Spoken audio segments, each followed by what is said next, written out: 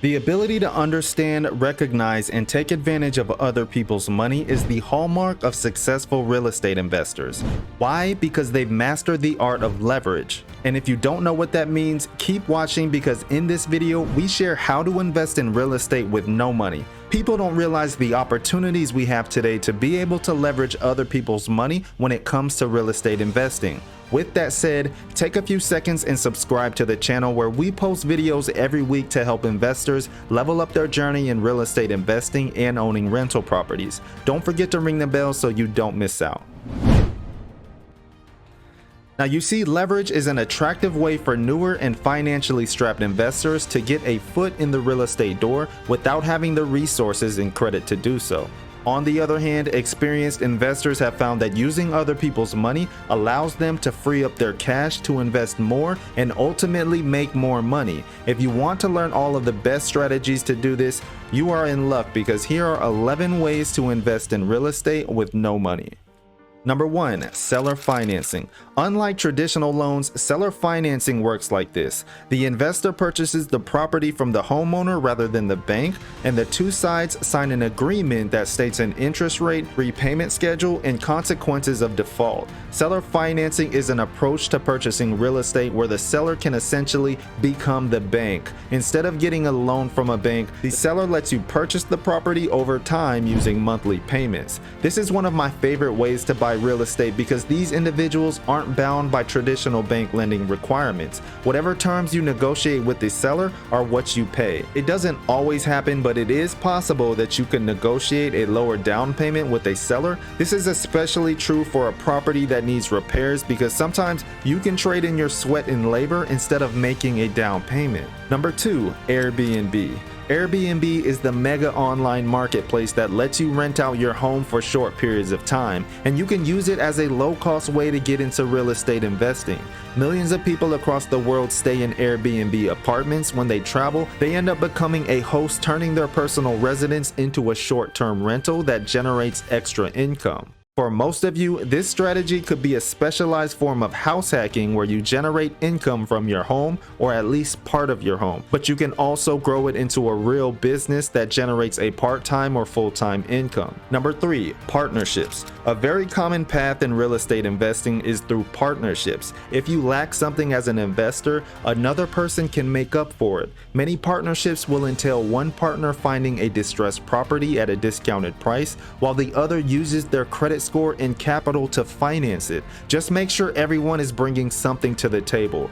Number 4, wholesaling. Wholesaling is the business of finding deeply discounted deals and quickly reselling them for a profit to other bargain hunters. In many cases, you can use very little money but still make a profit on a wholesale deal. Now, understand that wholesaling and being a bird dog are slightly different. With wholesaling, you actually get the property under contract, and this is before reselling it for a profit. But as a bird dog, your investor buyer is the one who buys the property. You then earn a commission fee. But understand, wholesaling is not the perfect beginner business model it's often promoted to be.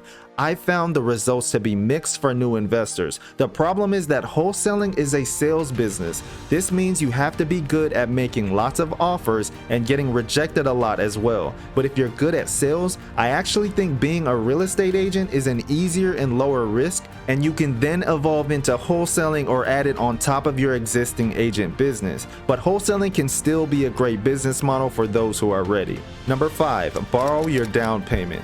This is one of those strategies I considered not including on this list because I'm not a big fan of borrowing money for down payments. The interest you must pay on these borrowed funds usually creates negative cash flow from the very beginning.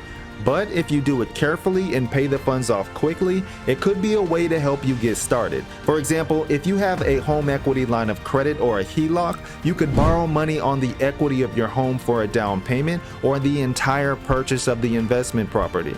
You can then work on paying the funds back quickly from savings or income from the property. Or another example, you may be able to borrow up to $50,000 from your own 401k. You will have to pay yourself interest and you will have to pay the money back in a reasonable period of time, but paying yourself interest is better than paying off a bank.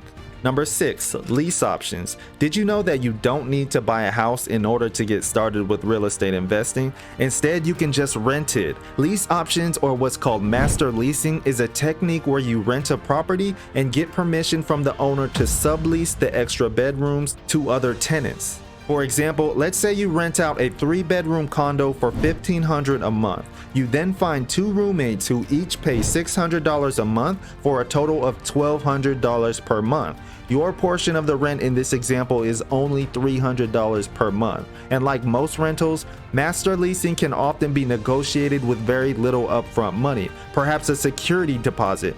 And while just master leasing might be good enough in some cases, you can also try to negotiate what's called an option to purchase. This gives you the right to buy the property for a set price during a certain period of time, and all of that happened for a small upfront amount of money. Number 7, REITs. Real estate investment trust, or REITs, are very similar to mutual funds. When you buy a stock in a REIT, you own a small piece of many commercial income producing properties. A team of managers picks and supervises the investments within the REIT itself. Similar to real estate crowdfunding, REITs are a truly passive investment once you buy it, but unlike crowdfunding, shares of a REIT are much more liquid, which means you can sell them quickly just like a stock or a mutual fund in order to raise cash. I'd say the greatest thing about owning REITs is the fact that you can simply open up a brokerage account, deposit a small amount of funds, click a button, and then just like that, you are part owner of your own group of investment properties. If you end up changing your mind, then simply sell the REITs to collect your profits and move on. It's as simple as that. Number 8, house hacking. House hacking, as its name suggests, is a real estate strategy that awards savvy investors the ability to take advantage of a unique situation. Those with multi-unit homes, for example a duplex, may choose to rent out the units they are not living in. That way, the rent generated may help pay for the mortgage, allowing the owner to potentially live mortgage-free. Those in single-family homes, on the other hand, may elect to rent bedrooms when they can.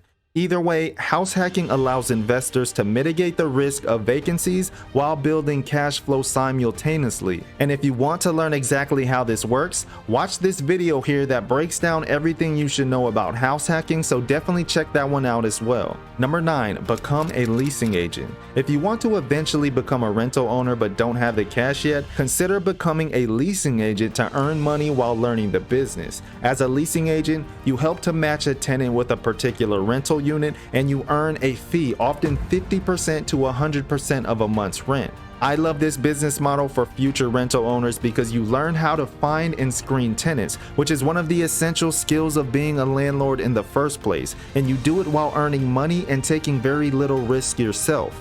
In most cases, you would work for a property management company in order to become a leasing agent, but you can also get your real estate license and just contact individual landlords, basically to do their tenant placement for them. Number 10, hard money lenders. Unlike private money, hard money lenders set forth fees in the form of points, ranging from 3 to 5 points. These points represent an added upfront percentage fee based on the borrowed amount.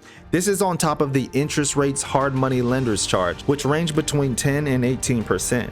Fees and interest rates are not universal with hard or private money lenders, so investors need to do their due diligence before utilizing this strategy.